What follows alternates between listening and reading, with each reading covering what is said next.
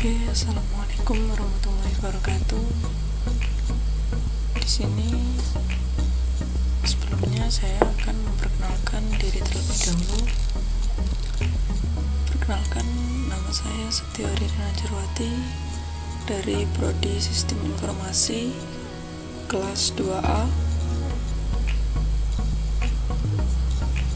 Pada tugas kali ini saya akan memilih tentang materi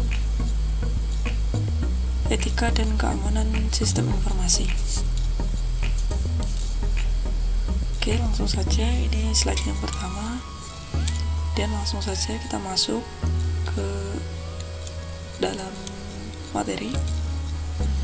Oke, yang pertama ini ada etika dalam sistem informasi, dibahas pertama kali oleh Richard Mason tahun 1986 yang mencakup 4 hal atau disingkat dengan PAPA, singkatannya dari privasi, akurasi, properti, dan akses. Oke, langsung saja. Oke, di sini yang pertama kita akan membahas tentang privasi. Sebelum kita masuk di privasi, kita akan membahas sedikit tentang apa itu etika. Oke. Jadi etika di sini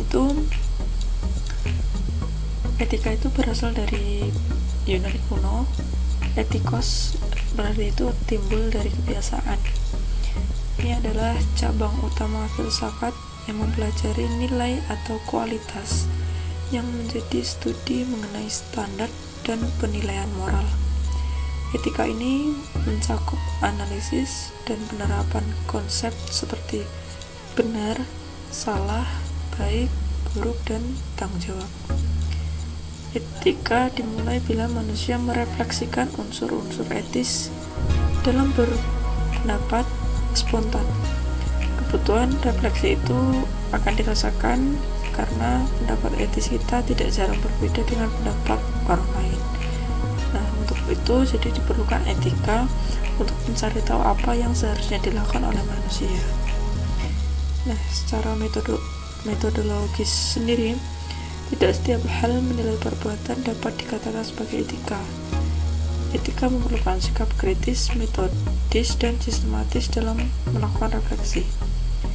Jadi harus tetap intinya tetap ada aturannya.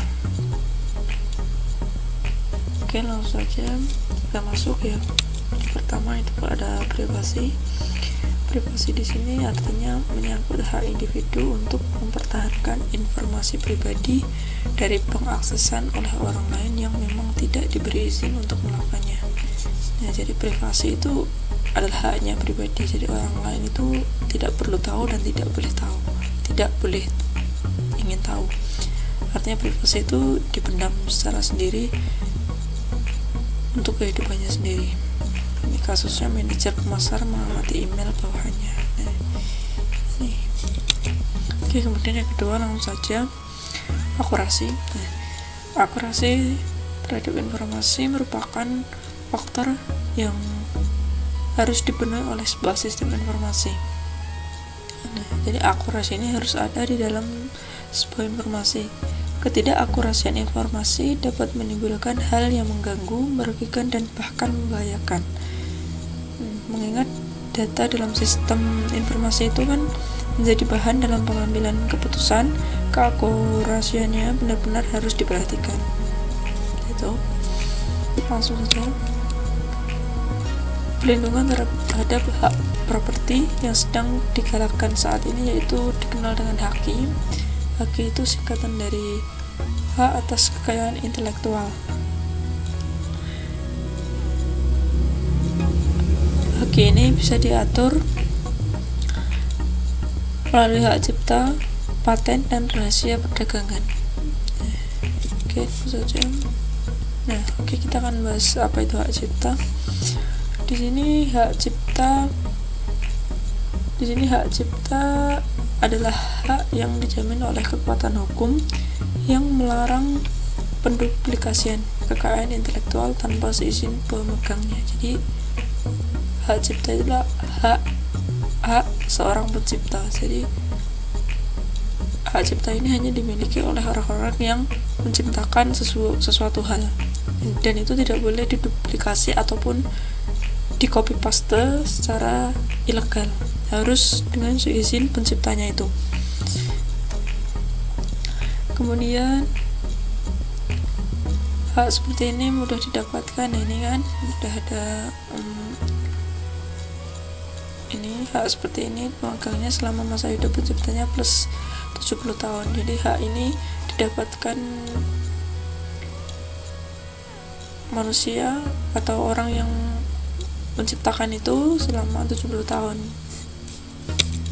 Nah, ini adalah hak paten, merupakan bentuk perlindungan terhadap kekayaan intelektual yang paling sulit didapatkan karena hanya akan diberikan pada penemuan-penemuan inovatif dan sangat berguna. Sudah cukup jelas di sini ya, telah hak perlindungan. Di sini perlindungannya selama 20 tahun. Nah, ada hukum rahasia perdagangan. Ini melindungi kekayaan intelektual melalui lisensi atau kontrak.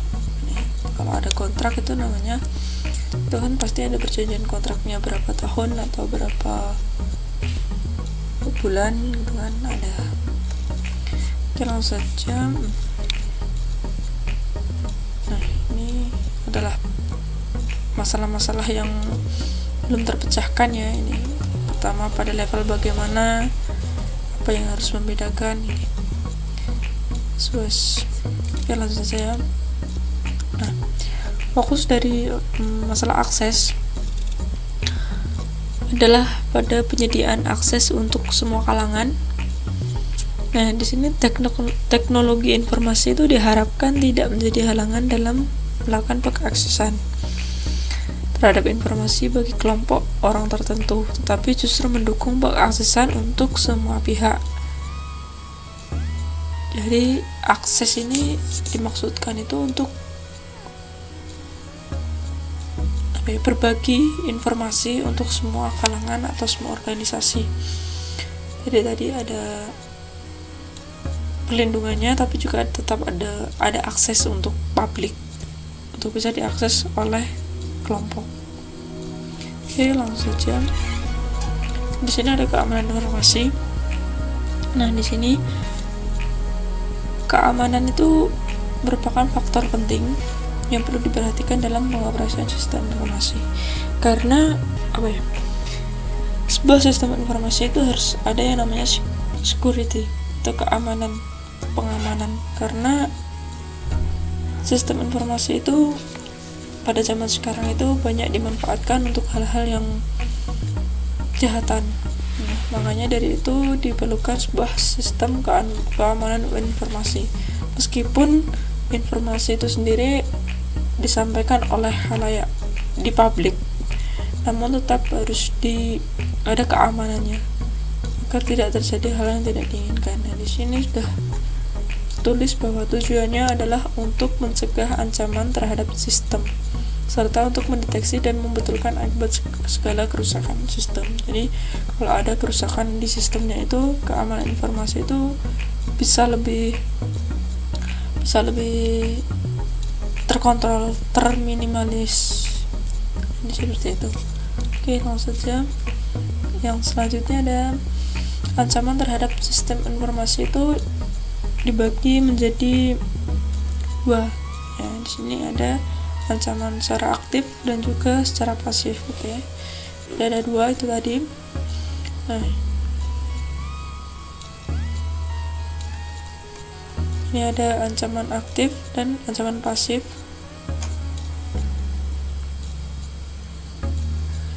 Ancaman aktif itu mencakup kecurangan dan kejahatan terhadap komputer. Jadi itu yang aktif. Jadi kecurangan yang ada semuanya di dalam komputer itu termasuk dalam ancaman aktif. Kemudian jika ancaman pasif itu mencakup kegagalan sistem atau kesalahan manusia sendiri. Jadi kesalahan di luar komputernya itu namanya ancaman pasif.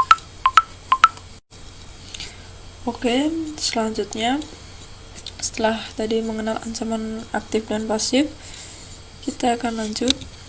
Nah, di sini ada berbagai macam ancaman di dalam sistem informasi, atau threat. Nah, sebelumnya saya akan jelaskan apa itu ancaman. Jadi ancaman di sini adalah aksi yang terjadi baik dari dalam sistem maupun dari luar sistem yang dapat mengganggu keseimbangan sistem informasi. Jadi yang mengganggu dalam ataupun luarnya sistem informasi itu adalah ancaman atau threat. Nah, di sini sudah ada ya macam-macam dan juga contoh. Yang pertama adalah bencana alam dan politik. Nah, di sini juga ada contohnya, yaitu gempa bumi, banjir, kebakaran, perang. Itu merupakan suatu ancaman.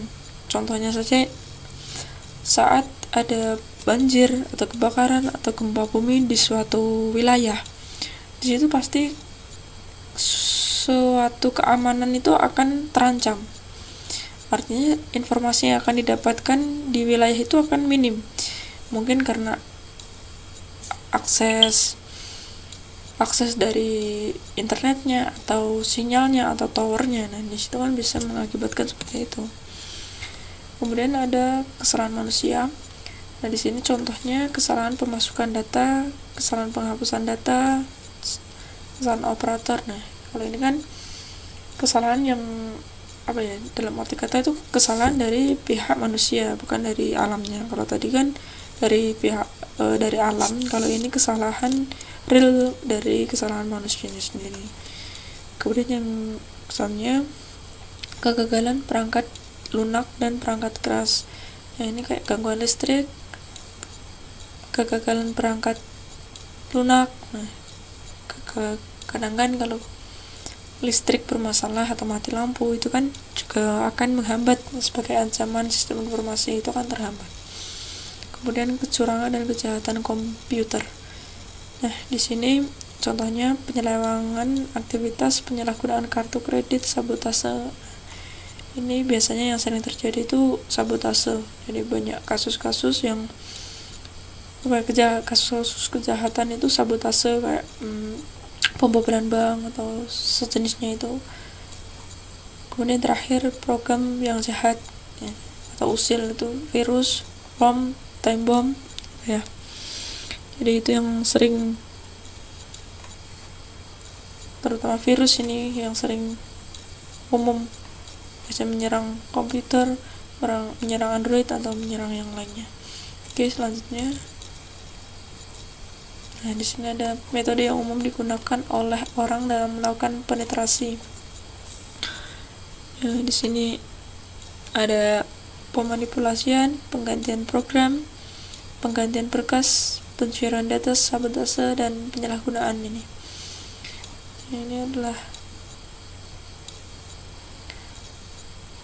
suatu ini juga suatu kejahatan di pemanipulasian masukan, penggantian program, penggantian berkas. Nah, ini suatu hal yang harus dihindari. Ini gunanya keamanan itu agar ini itu tidak terjadi. Oke, kemudian langsung.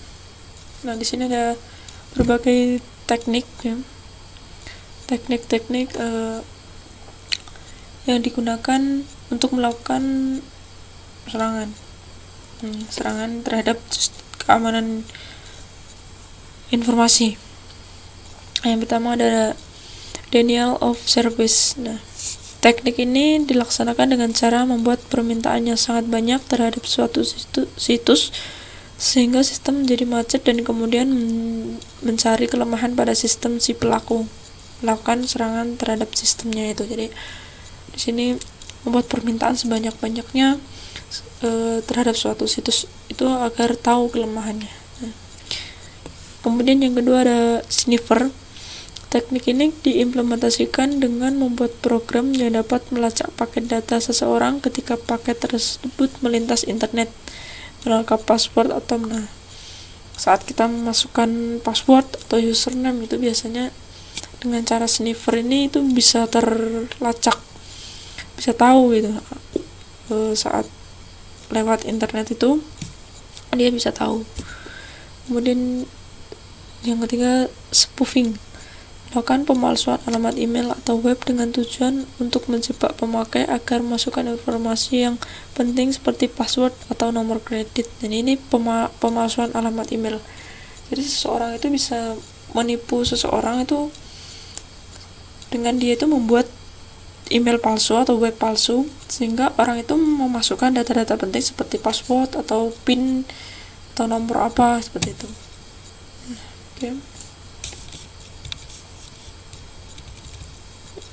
Oke, selanjutnya,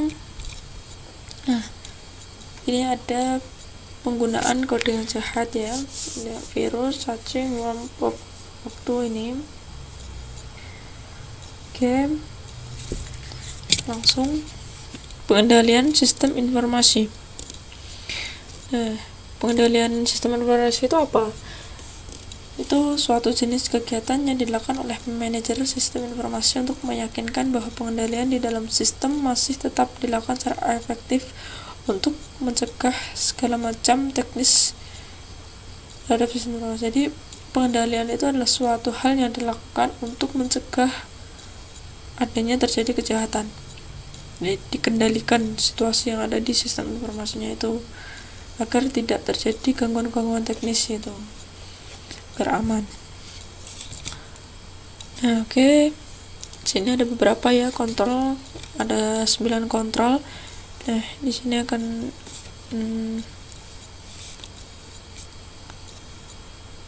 di sini ada kontrol administrasi.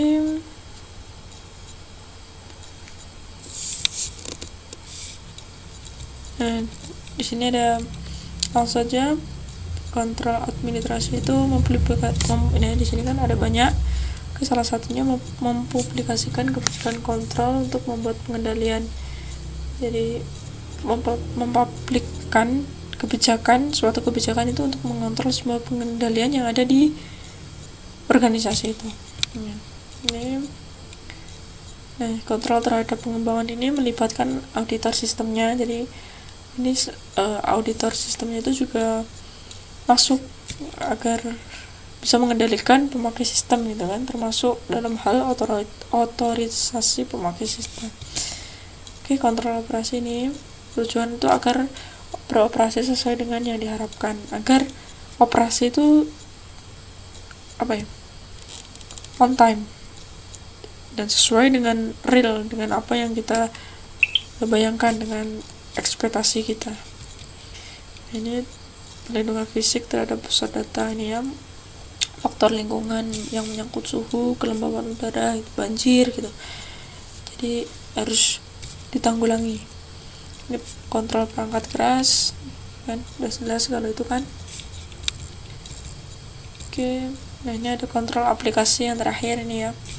Ini ada masukan, keluaran, pemrosesan, basis data, dan telekomunikasi.